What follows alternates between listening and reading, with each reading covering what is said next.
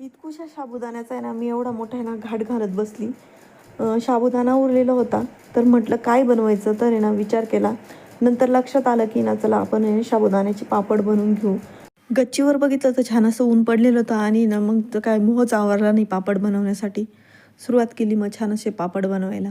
थोडासा साबुदाणा उरलेला होता, त्याच्यामुळे ना पापड करायला ना सुरुवात करून दिली. पाणी घेतलं आणि ना त्या उकळत्या पाण्यामध्ये ना हा साबुदाणा आहे ना मस्त छान असा आहे ना खिरीप्रमाणे ना तयार करून घ्यायचा होता. पाणी उकळायला ठेवून दिलं. 4-5 ते बटाटे घेतले, ते मस्त छान साळून घेतले, ते किसून घेतले. त्याचा आहे ना किस करून घेतला. स्वच्छ पाण्यामध्ये ना हा बटाटा किसून आहे ना स्वच्छ धुवून घेतला आणि ना त्या उकळत्या पाण्यामध्ये ना हा बटाटा आहे ना शिजायला टाकून दिला मी. बटाटा असा छान असा शिजला की त्याच्यामध्ये ना आपण साबुदाणा जो भिजवलेला आहे तो टाकून घ्यायचा आणि छान असं आहे ना घट्टसर होईपर्यंत आहे ना त्याला ना सारखं हलवत राहायचं. साबुदाणा जोपर्यंत शिजत नाही त्याच्यामध्ये ना गरम पाणी टाकत राहायचं.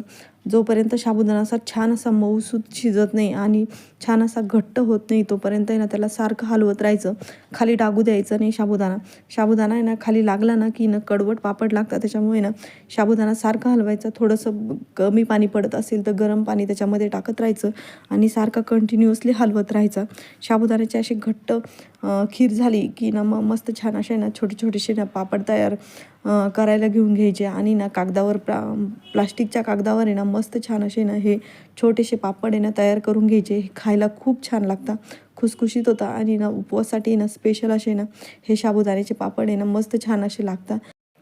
तुम्हाला व्हिडिओ आवडला असेल तर नक्की लाईक करा, शेअर करा, चॅनलला सबस्क्राईब करा आणि पापड जर आवडत असेल तर तुम्ही मला ना रेसिपी म्हणून टाईप करा. मी तुम्हाला रेसिपी शेअर करेल. बाय.